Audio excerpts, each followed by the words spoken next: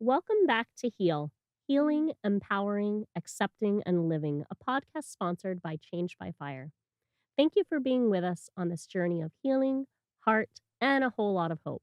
Know that you are not alone in this journey. My name is Lori Janik, and I'm a 15-year burn advocate, social worker, and current holistic trauma therapist. And I'm Jen Severance, and I am a burn survivor of 7 years. Very Whew. recently hit my 7 years. So, this episode is a special one. We're Mhm. gonna center specifically around the holiday season. That's when I got out of the hospital. Actually, it was like 2 days before Christmas. So I know personally about this and what holidays can bring to individuals in healing. The holiday season is usually one centered around a lot of celebration, right? Yep. Time with family and friends, social engagements, and significant rituals that often bring a sense of bonding and connection and support. But what happens when you can't be part of it in the way that you used to be, or when your healing capacity affects how and what you can fully engage with? Mhm. So let's explore that today in this episode, and let's get healing.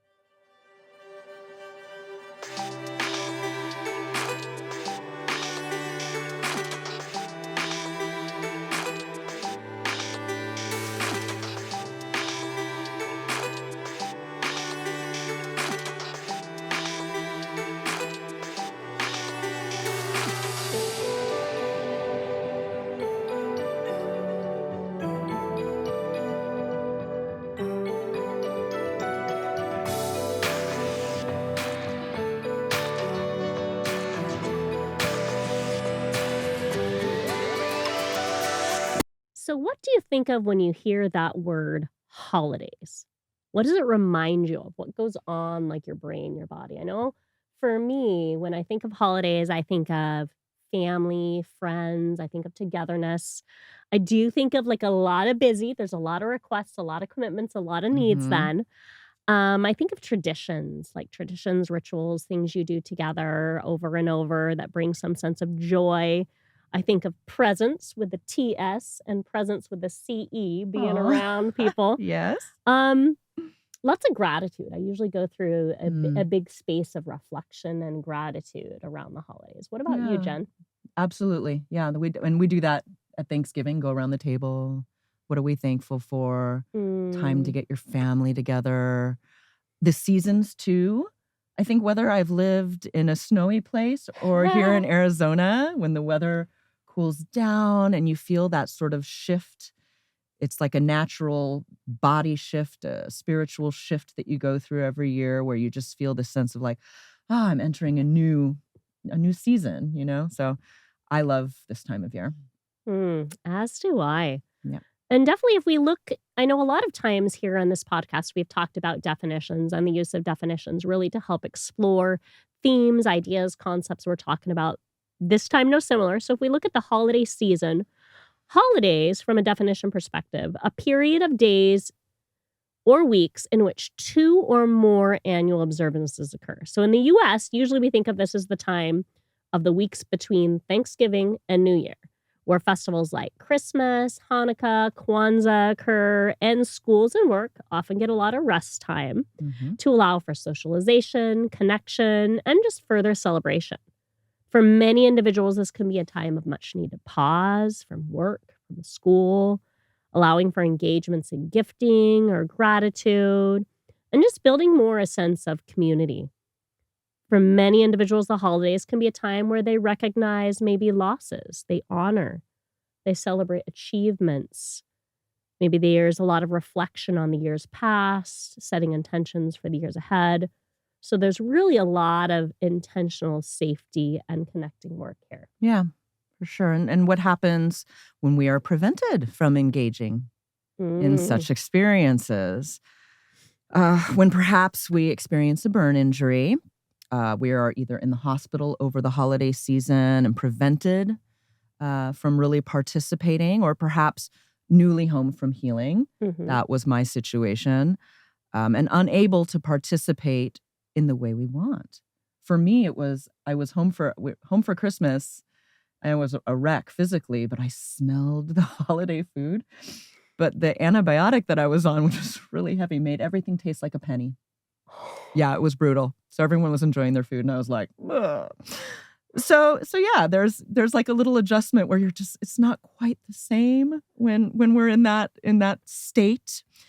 So imagine how a survivor might encounter a holiday in the hospital or with limited capacities. I mean, I'm thinking like if we're talking of in the hospital, like hearing people talk about their holiday celebrations and plans and knowing that you're not going to get to be a part of that, or family members not being able to come and visit you as much because they're celebrating or partaking in those holiday traditions, or not being a part of kind of the presents, the gift giving, the rituals, having to communicate via phone versus like in person. And I think for a lot of people in going home, it's like the limitations. It's like I don't have the energy, the capacity to navigate all of these different kind of family gatherings, and or I don't have the ability to kind of stand up and decorate the tree and navigate all the things that I did before. And so it can be, there can be a lot of big emotions that arise around the holidays, especially for burn survivors, because you see in some ways the differences. You see in many ways the incapacities perhaps that the holidays bring up. Yeah. And some of these are feared things and some of these are actual things. So a lot of times individuals can walk through anxiety, sadness, depression, fear, anger, as well as some of those more somatic complaints, which is really the body's indication that there's stuff going on that we need to attend to. So like headaches, insomnia, issues with digestion, restlessness, agitation. Our bodies and emotions really do work together to tell us that something feels different, something's hard, something needs to be attended to or addressed. So, what might these mind or and body presentations around the holidays be sharing with us?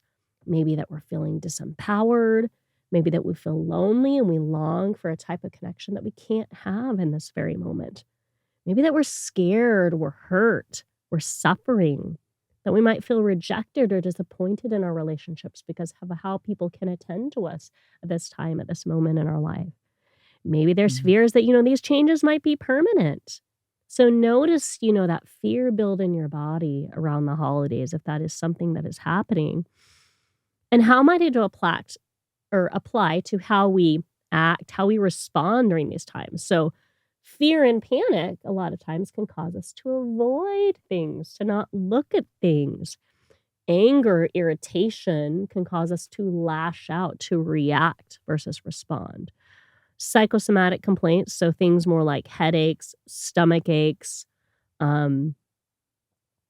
just a lot of like tension in our body, like we can't handle the capacities of things before, and we again may kind of bow out from things as we did before. Yep. So these holiday responses in your head and in your body are often rooted in our emotions, right? And meant as messengers to your system. I think that's been my most favorite description of emotions, is they're messengers of what you need. Yeah. And what are they telling you? For sure. But then we are responsible for responding then, aren't we? True. It does bring a little bit of accountability. There's a certain amount of we can choose how we're going to respond. One of the first ones, which I know I notice in myself and I have decisions to make when I get them, is anxiety. So like the physical symptomology of your heart is racing, shallow breathing. I get that. Where I notice I'm like, I have to breathe. Constant worrying, overthinking, a sense of dread or doom. And sometimes that can be pretty hardcore too, with, your body just sending out these messages. So what anxiety often shares, worry about a future that's uncertain or out of your control, the mind's need to anticipate potential challenges. A reminder that your nervous system is on wire and perceiving a threat, real or imagined. So like for me, this week I had a kind of rough week, but I would notice, oh my God, I really need to take a deep breath. Mhm. and literally not really being able to. Like, your body responds. It shuts down. So you're like, I can't. Especially if we Yeah. don't listen to kind of what our body's telling us, then, like, it gets a little bit Yeah. worse. Exactly. So we have to really be conscious of ourselves and Mhm. listen to these messages that our body's giving, right? Mhm. So anxiety is definitely one of, if not the bigger ones surrounding the holiday season that it can bring up both for burn survivors, family members in healing, anyone in general, really. Sure. So another big emotional accompaniment to the holidays is sadness. So how does sadness feel like in the body? That sense of Hmm. distance, maybe a sense of disconnection or numbness. For a lot of people, Mhm. there can be a hopelessness that accompanies sadness. Like, world, life, things are never going to get better. A lot of very kind of deep, empty, hopeless, helpless thinking. Tears that come out of nowhere, they just like Mhm. come. A sense of just a lot of emptiness, a lot of like separation, sometimes like kind of that floating feeling Mhm. or that heaviness feeling. What does sadness tell us? Not only do we want to notice how these emotions show up, we want to know what they tell us in our body. Hmm. So, sadness tells us, we need comfort. We need to care, to tend for ourselves. We need a sense of connection, or we might need a sense of closure. Sadness can also tell us that there's grief, there's loss there that maybe hasn't been addressed or felt. Mm. Sadness can tell us too that there's a need for healing, healing from pain, healing from disappointment, healing from something that's unmet. So it's again kind of recognizing those messages. And I definitely feel anxiety and sadness both are such huge accompaniments of the holidays, especially when your holidays are looking different than they Yeah. did before.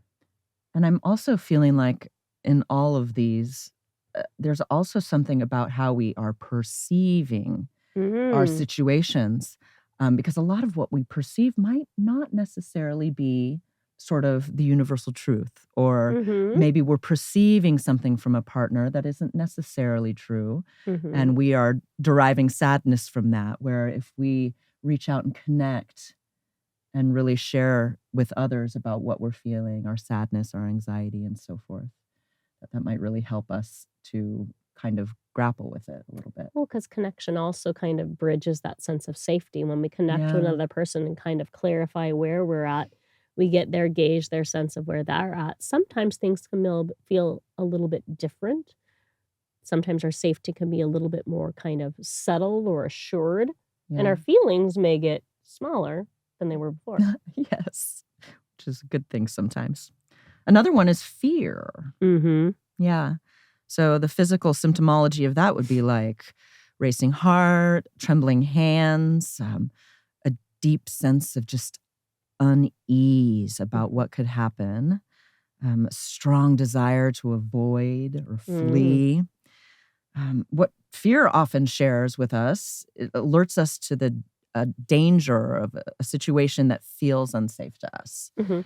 Um, our body is naturally reacting to an unknown or perceived risk, um, a signal that you are about to face something new or challenging or unfamiliar, I love even right? like that idea that fear is that perception of something different, something Yeah. unknown, something challenged. Mhm. So it doesn't have to necessarily be something that is in actuality danger, but it's something that's like, I will say new things we often perceive initially as dangerous. Absolutely. Things that we don't know about, we often perceive as dangerous. So Mhm. fear tends to be something that comes up a lot because how many of these things with regards to burns, healing, recovery, about? Oh my gosh, Very yeah, minimal, if very any. minimal, And yep. so it makes sense to me. There's a lot of fear accompaniment in Mhm. the healing process.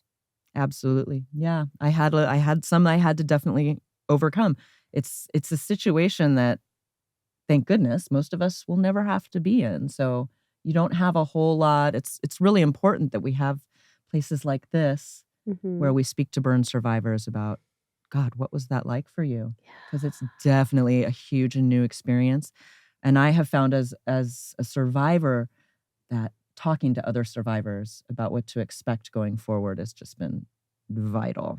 Well, when in you that. feel seen and when you feel heard and understood and validated, that's that sense of safety and connection Mm-hmm. that again allows our emotions to move so they aren't so big, so they aren't so trapped, allows us to feel a sense of community, Mm-hmm. which I'm not the increases only that. one, right? I'm Mhm. not the only one. Pardon me. Tea. That's right.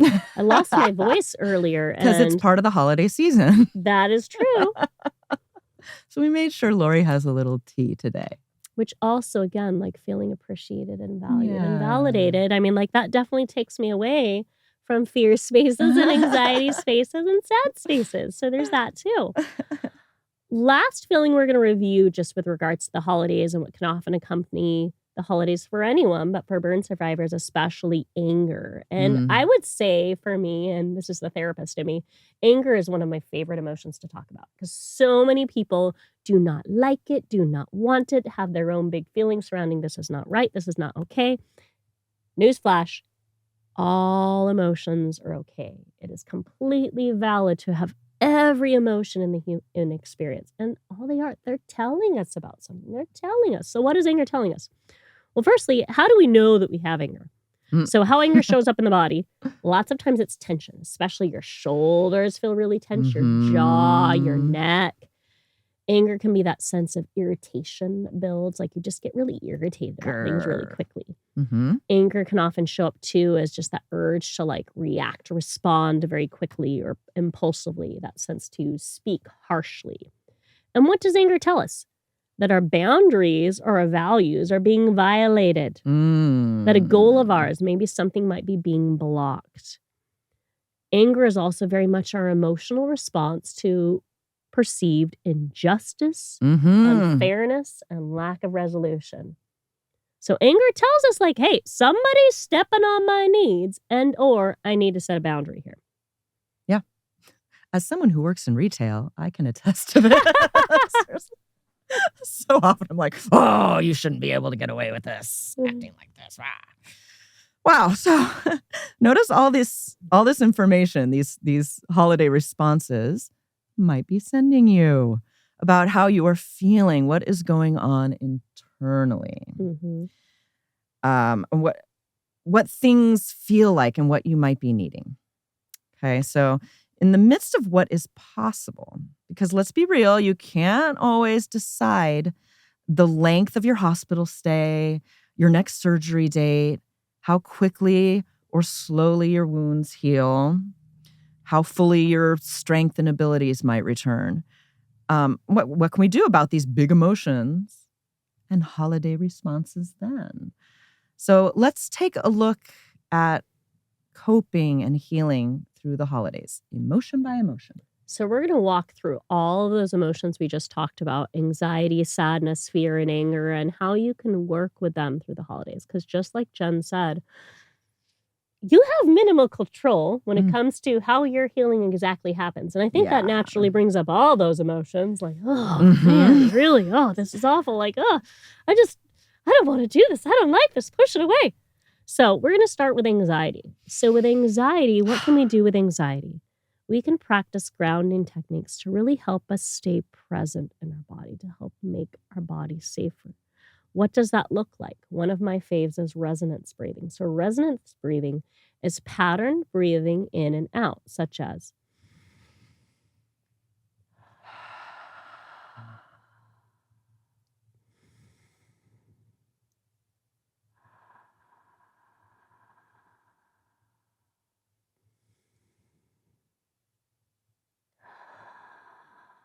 taking a few breaths in and out. I can already I tell feel my better. system is just a little bit more settled. In through the nose, out through the mouth. Breath work is great for anxiety. Mhm. Another great breath work strategy is 5-7-8 breathing. So 5-7-8 because you breathe in for 5, you hold for 7, you breathe out for 8.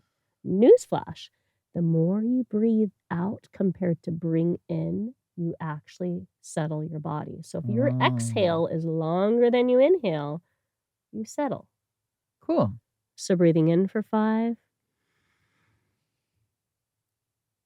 hold for 7, out for 8.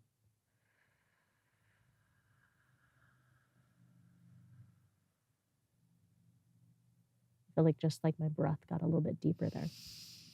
Yep. I feel immediately relaxed. Another great grounding strategy, this is the one that many know about. So 5, 4, 3, 2, 1. So you take a look at your senses, and when you're in an anxious moment, what are 5 things that you can see with where you're at right now? 5 things. And you look for those 5 things. What are 4 things that you can hear? 4 sounds. What are 3 things that you can perhaps touch or feel around you? What are 2 things that you can smell? And what's 1 thing that you can taste? So it's using your senses to pull you back in your body and Oh. reassuring your body that in the midst of all these changes in your life, however the holidays are happening to you, you can ensure some safety here and now. And that felt sense of safety in your body really allows you to stay more centered in the current moment. So notice what you can control here throughout this holiday experience, wherever you're at. Your breath, your mindset, what you're looking at, how you're looking at. I'm a big fan of, how can I make my morning, my evening routines more my own? I'm going to get outside, watch the sunrise in the morning, or in the evening wise, I'm going to have a nice cup of tea, or I'm going to sit down, I'm going to lay down on a pillow, I'm going to allow myself to sit, to not do. Also, great spaces when we're building in pause in our day. That also really works well with kind of bringing that anxiety down a notch. Yes, very important. And maybe turning off all of our devices and allowing our mind to settle in at night. That's a good one. Then there's sadness. So allow yourself the ability to look inside yourself, to feel and express your emotions without judgment. It is okay to mourn missing that family party, to express tears about being separated from your family, to feel lonely and miss the connection around the Christmas tree or holiday candles, any of your family's usual gatherings and traditions. And practice self-compassion by nurturing yourself with the sense of kindness and support that you need. Self-compassion, break example. Go ahead. So, self-compassion, this is a simple little exercise to apply when you're feeling kind of a moment of distress, pain, suffering, disturbance. I think that happens to all of us on a daily basis, but it can really accompany the healing experience as well as the holiday experience when your healing is limiting your holiday capacities. So, bring to mind something going on in your life, some limitation, some incapacity that is bringing you some level of disturbance. And just notice whatever it is. And firstly, you're going to tell yourself, this is a moment of suffering. Name it for what it is. This is a moment of suffering. Secondly, you're going to notice that sense of common humanity that can be found in suffering. Suffering happens.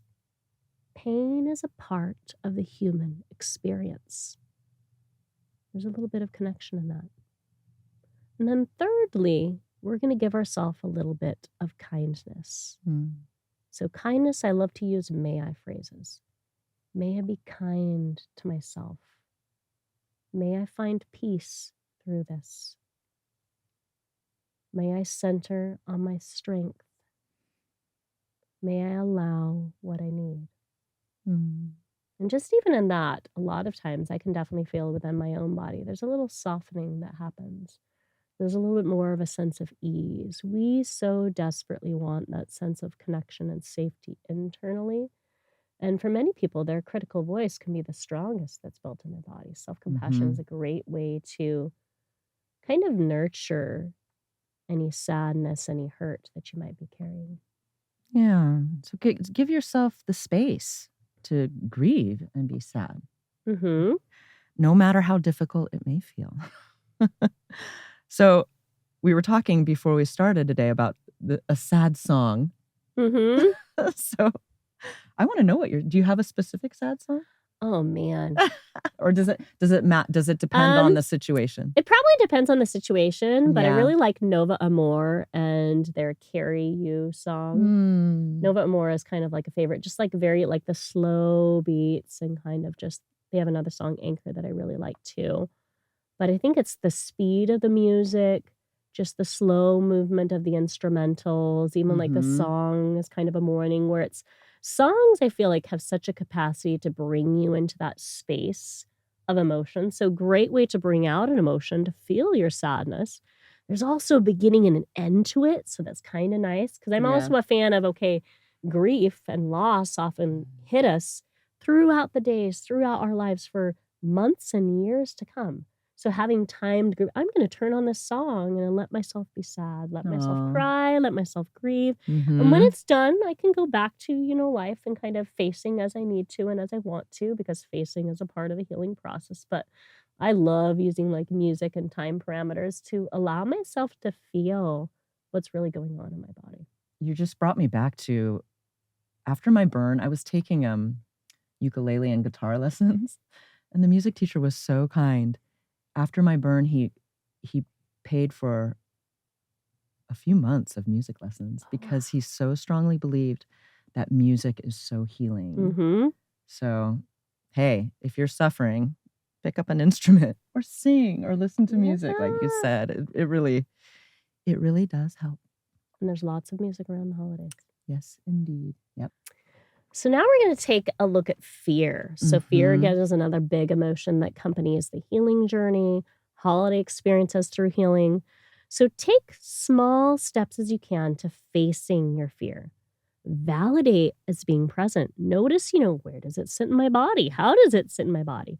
I believe that there's a great value to having conversations with our emotions. Well, what is this fear telling me? Does it fit the facts of the situation, or is it because it Mm. doesn't know that's kinda why it's there. How much space are you allowing it to take up? Notice, is there any other emotions there that can share that space? And if there's a real danger present, because there is fear that is perceived, and there is fear that's like, yes, indeed, there actually is kind of like something that's happening that is dangerous. Allow yourself to listen to your emotions and leave the situation in spaces as you can, or protect yourself. So, example of a real danger for many people, their dressing change. You can't avoid it, Oh, you have to do God. it, but yet it's painful and you don't like it and it's uncomfortable and you get scared about it because it's something that has to happen every day. So, how might you work with that fear? I'm going to turn on my favorite music during that dressing change. Mhm. I'm going to allow myself to take breaths with maybe the individuals that are supporting that dressing change. I'm going to allow myself to distract myself. So, valid fear or valid danger in Yep, that fear, yep. but yet you also can work with it. Whereas more of a fear that's perceived wise, like, well, I don't know, like, who's going to be at this holiday party. And what if they say something or comment around my burns? And like, they might not. We don't know that. But it's like, how do you work with that fear? Well, what do we know right now in this moment? None of that is happening. What can we do to prepare for that fear? What might I say? What might I want Mm. to say? How can I practice with my stance, how I show up? So empower yourself to through the present moment. We tend to, as human beings, often live in the past and what happened, or in Mhm. the future, especially my chronic fear dealers in the future and what things could be. But the only moment we have is here, that present moment. Mhm. So, facing the holidays as they are by taking maybe a fearless stance and navigating what is yet possible. So, some examples like of facing fear for me, I love fear posturing. So, when we're afraid of something, we tend to crouch or curl or Mhm. get small or back away. So, if we're going to face it, like, no, I'm going to stand nice and tall. I'm going to look face in the eye. I'm going to adjust my tone to a strong tone versus a tiny, Mhm. timid tone. And you can feel more of a sense of strength, more of a sense of power in your body. Also a fan of holiday can-do lists. When we go through the holiday experience, when we go through life experiences, so often we're aware of what we can't do, what feels too big, what's too much, what's too impossible. So what are the things you can do? Make a list of the things you can do this year. I can call my friends in the morning of Christmas and let them know how I feel and that I care about them. I can go to that holiday party I may stay a short period of time, but I can go and be there.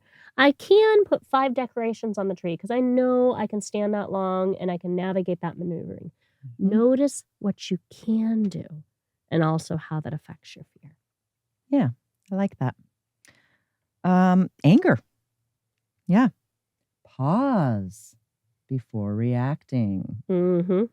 Yes, a 6-second pause can really help your amygdala catch up and work with that logic part of your brain.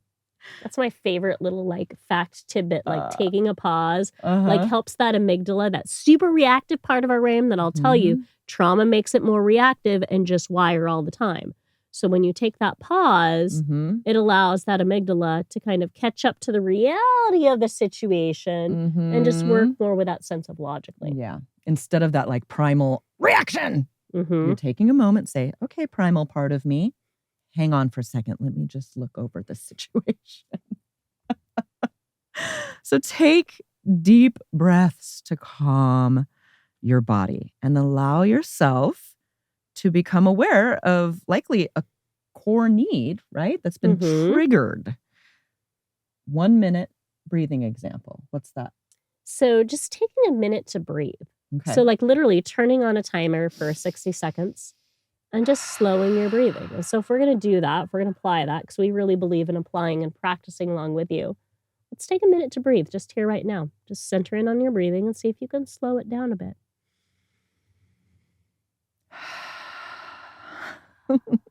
This whole episode is just making me very calm.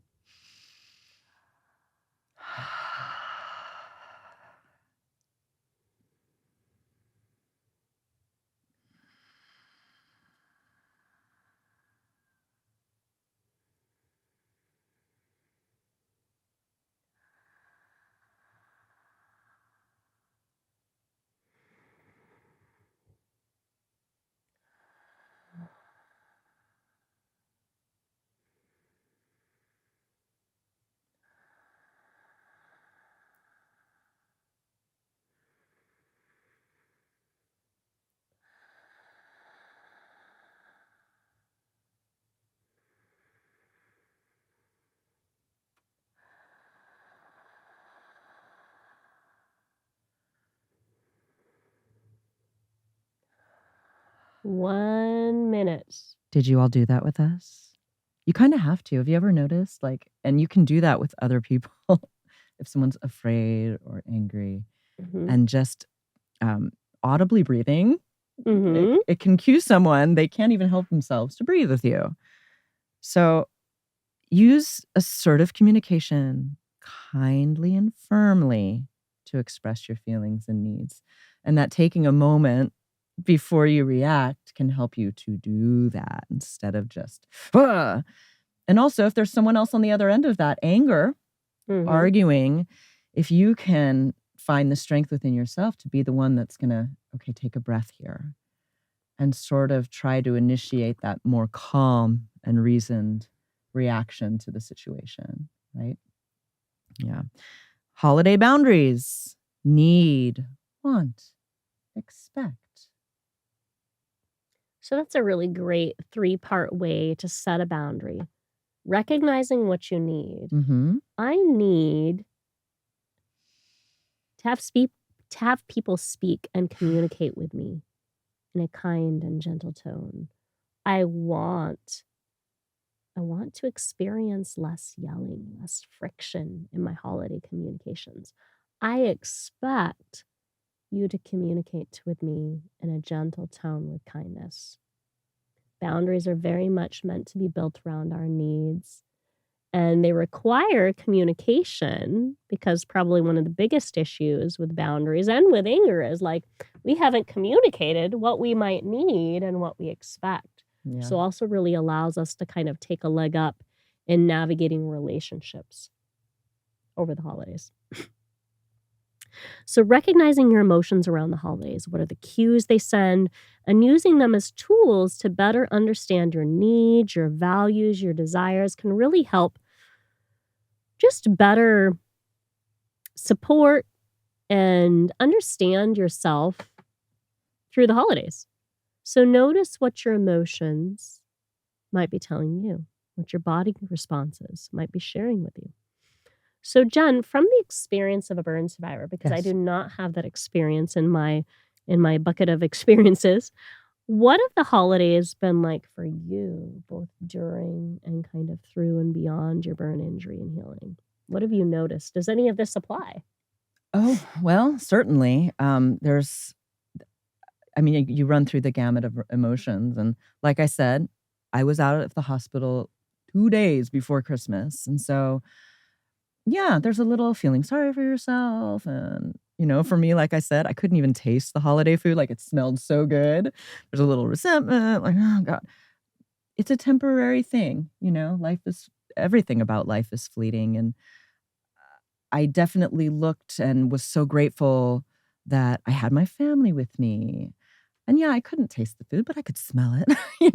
Like always look on the bright side I of feel like life. that's your holiday cans. You were Right. able to step in those holiday cans versus can'ts. Yeah, exactly. Like, yeah, I couldn't enjoy the meals. I was my burn was too fresh.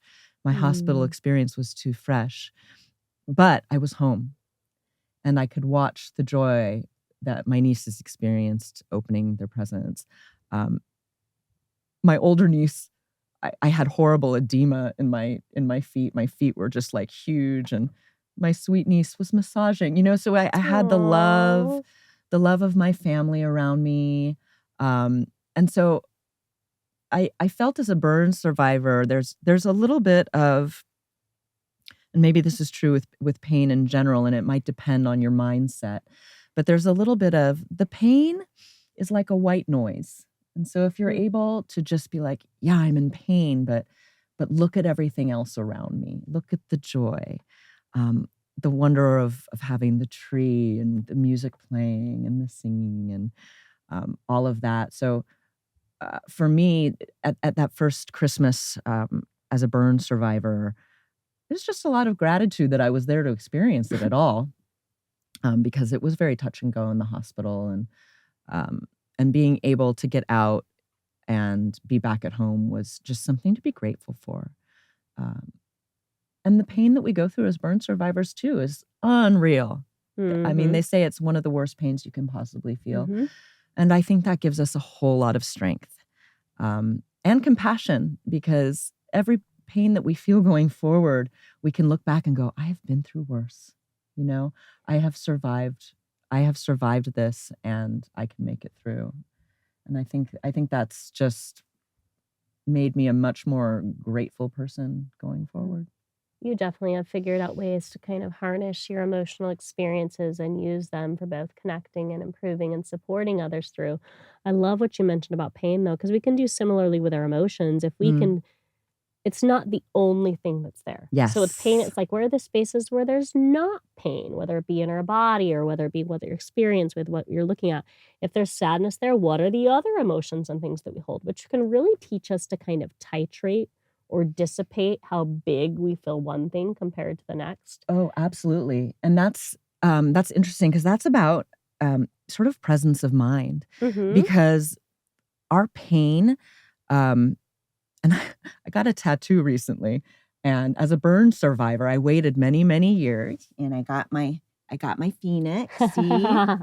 But the thing about pain was, as the woman was etching it into my skin, it would hurt if my mind focused on the hurt.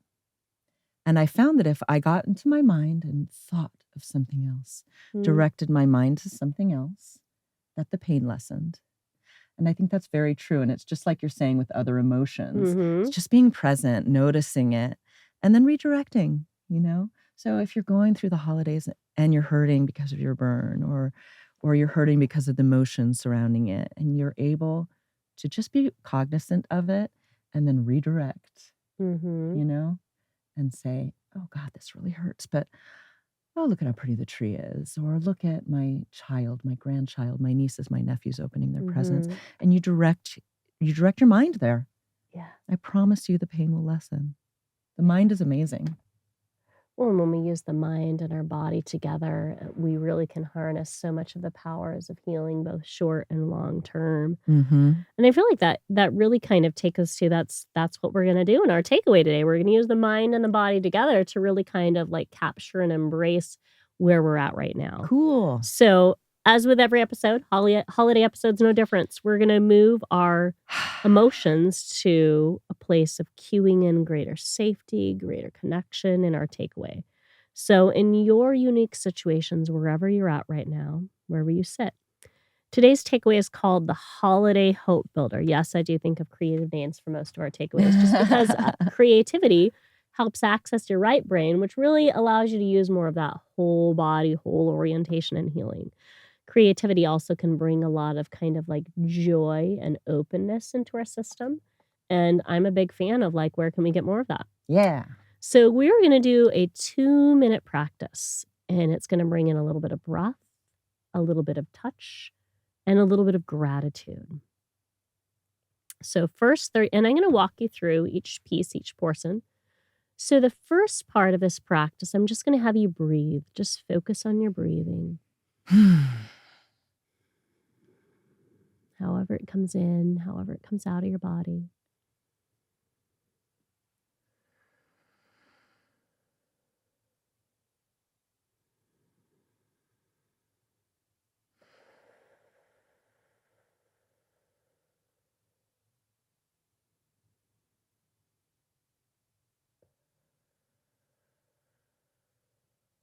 And then I'm going to have you start to deepen your breath. See if you can do a little bit of that resonance breathing we mentioned. That matching inhale and exhale. And notice your body and your brain's response to that.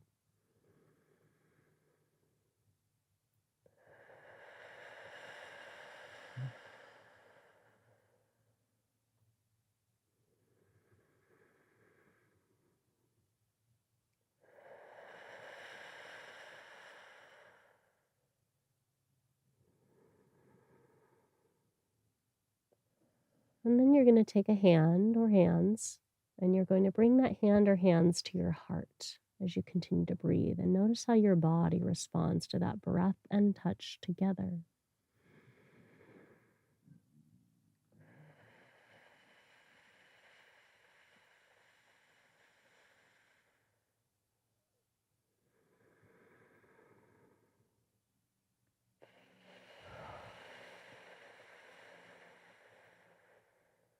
And that final space, I'm going to have you with that breath, with that touch.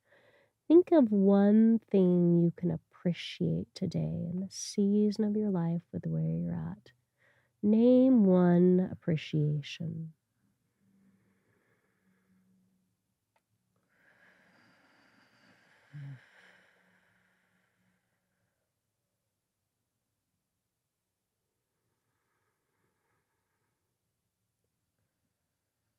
And just notice where that brief little practice might have carried you. Are your emotions any bigger, any smaller than what were presenting before?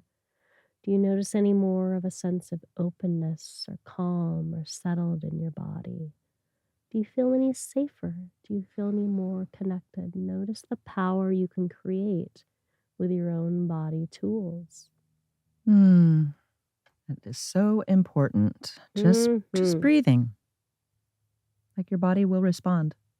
Even if you don't feel strong enough to do the rest, or you're angry or anxious or fearful or any of those emotions we talked about, that breathing is just amazing. Touch is also just such a great sense of connection. So our body Yes. responds to It's touch. So even calming. being able to touch and that sense of appreciation, gratitude, and touch further shift and change and adjust and hold spaces that are hard. Yeah. Good stuff. So, you guys, thanks for being with us. Change by Fire is a 501c3 nonprofit committed to helping burn survivors like me and their families cope and thrive through life after a burn. Is emotionally, psychologically, and socially, utilizing alternative healing methods such as EFT, equine therapy, burn scar massage, yoga, aromatherapy, meditation, and breath work that we did a lot of today, Mhm. and more. We are excited to provide regular community events in Arizona to enhance relationships and community, as well as we are actively building out our website to showcase even more virtual supports and offerings as well. So we want to bring you all into this. So check us out at www.changedbyfire.org. And if you're interested on being on the podcast, sharing your tools for healing, your story, offering your services as a practitioner, or volunteer to increase our reach, please reach out to us as always. So until next time, heal. Have perspective this holiday season and how it's affecting you. Emotionally, be aware of what's coming up and the cues that are being sent. Allow yourself to respond to and address your inner needs. And L, let yourself engage and appreciate what's possible for you this holiday season. Be your own bright. Yes, yes. And allow your emotions to flow and to be. They're all welcome. They're all okay. Yep. Use your resources to move through. We'll see you soon. See you soon.